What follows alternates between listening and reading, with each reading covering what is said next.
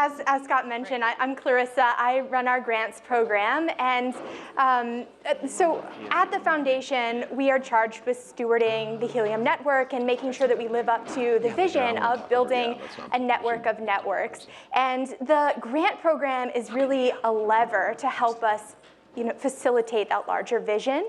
And as Amir said earlier, we recognize how much the community has helped build and grow the network, and the grants program is here to support community members that are enthusiastic and willing to build and decentralize the actual development of the network itself and all of the tools. And I'll sort of share a little bit more about how the grant program works and some of the grantees that we funded in the past. So when we look at grants and build our strategy, we're really staying opportunistic, listening to people who come to us with ideas that maybe we haven't thought of before, and we also listen to the community. What does the community want right now? But we also stay future focused, where we're thinking, okay, what will we need a few years down the road? What infrastructure is needed? And we take all of that into consideration whenever we're thinking about funding a project.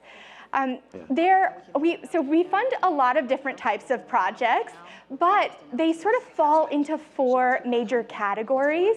One is infrastructure. So what is going to help the Helium network function better? What is going to help the community have a stronger, more secure network?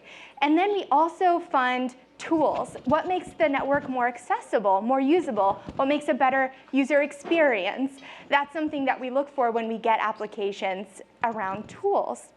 And then another thing that I am super excited about, I have a background in IoT and I've worked with a lot of IoT creators in the past. We also fund projects that are building open IoT, things that people can continue to build on and actually put out into the world and showcase how you can use the LoRaWAN protocol in Helium. And then last but not least, we do offer grants for education and community building. So if you are thinking of writing a blog post that people are wanting to learn more about a specific area, or if you're thinking about setting up an event that helps people learn more about Helium, those are things that we can fund as well. And I'm actually going to share a few example projects to give you an even better idea of the projects that we fund. So one of the earliest projects that we funded was for a secure concentrator card. So does anyone know what a concentrator is? I'm just curious. Raise your hand. A couple people in the back. Okay, so inside every single hotspot, that's our LoRaWAN hotspot, is a concentrator card that helps send and receive signal.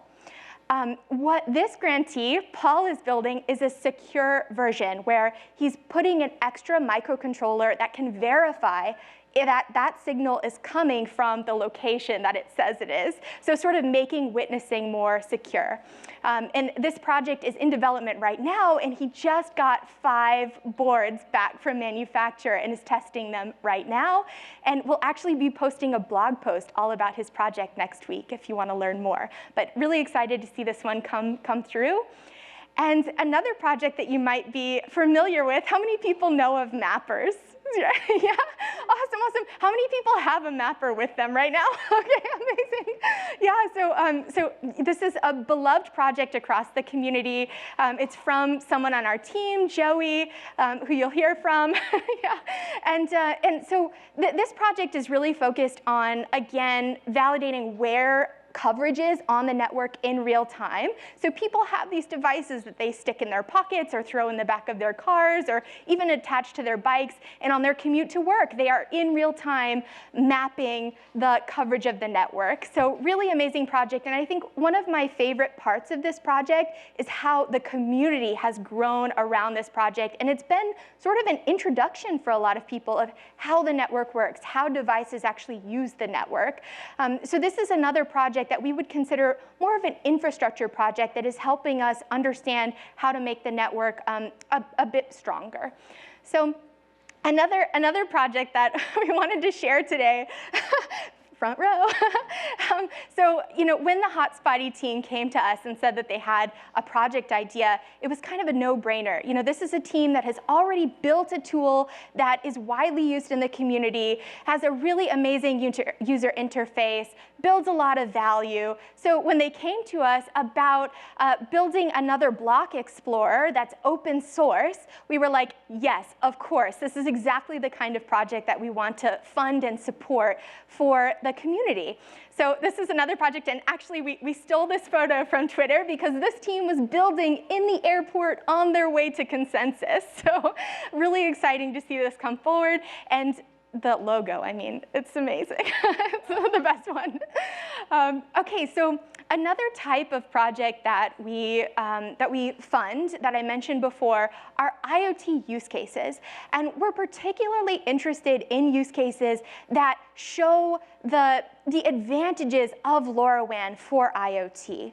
And one of my favorite projects, I believe that the creators are here. I don't know if they're in the room right now, but oh my gosh, Dinesh, awesome. So Nivea is building a smart ag tech solution for tea farms in India. So they are talking to farmers, understanding the process of growing tea, and then helping them understand all of the conditions that they need to track in order to be more efficient and grow better. So this is a use case that we're excited to see grow across the community in ag tech, so we wanted to help them along. Another use case that we funded not too long ago and is in development now is a creator building a corrosion monitor for oil and gas pipelines. So this is a new sensor that is going to come to the network. It's open source, and it's addressing a very serious issue of aging infrastructure that needs to be tracked and managed so that we could have a safer ecosystem. So we're really excited to see that come. And one of my favorite projects is a bit out there, kind of literally, but this is a team out in California that is building observatories that are decentralized across the globe. They're essentially connected telescopes that are imaging near-Earth objects. So they're tracking satellites and other objects that are surrounding Earth for the eventual need of managing all of that traffic. So we're funding projects that are building on industries that already exist, but also looking to the future and wanting to enable IoT in the next decade. So very exciting projects. And so as you've seen, we do fund a lot of different types of projects. So how do we evaluate all of these projects? We have a team of experts on our grant committee. This is an all-volunteer team that gives their time because they are excited about Helium and excited about the things that are being built with the network. And we have people like Kate from an investment firm that is really well known in the hardware space, formerly Bolt, now Baukunst. And this team is helping us understand which IoT projects could have the most impact. We have experts of every stripe, just like Kate, on the team, including a CTO of a major city. So any project that we're looking at, we try to find experts who can give us an even deeper understanding of the impact that that project could potentially have. And I have to say, it is open if you want to apply to be part of the grant committee and see some of these projects in their nascent stage and help us evaluate and support and nurture these projects. Either find me here today or you can apply online. All right, so I wanted to give you a little bit of insight into what we actually look for when you apply for a grant, because I know a lot of people here are active community members building interesting things that might be a good fit. So one thing that we look for is kind of obvious. We like to see a project that does start and end in a 12-month period. So you want to pick something that is finite, that we can understand where it starts and stops. And another thing that we look for is, does the team have the skills to bring this product or project to life? Have you built something similar in the past? Do you have experience? Those are things that anyone who's going to give you money is going to look for. And then, so another major thing that I've mentioned a few times throughout this talk is we do look for people who are really serious about building a good user experience. That is key for us. So especially if you're building a tool or an IoT project, that is something that we want to hear about, that you have a plan for it. And speaking of plans, we don't want this grant to be the end of the road for you, obviously. We want to know that you have a plan for sustainability. So what is your plan for funding after the grant? That's something we look for as well. So yeah, I'm happy to share more tips and tricks and best practices if you want to find me after.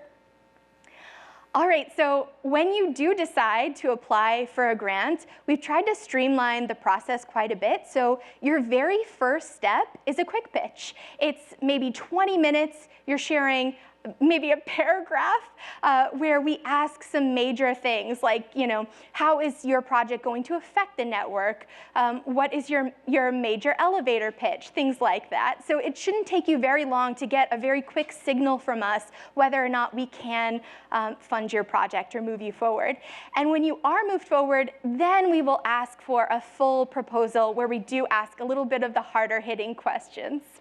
Yeah, so I encourage all of you to submit a quick pitch. It's a very easy process, and we love seeing all the different project ideas. All right, so I did want to encourage all of you to apply, and also there are, I think, a handful of grantees in the audience and floating around this event today, and they're all very open and willing to talk about their projects and their roadmaps. So. Yeah, that's all I wanted to say to you. Thank you so much, and thanks for the team running the events.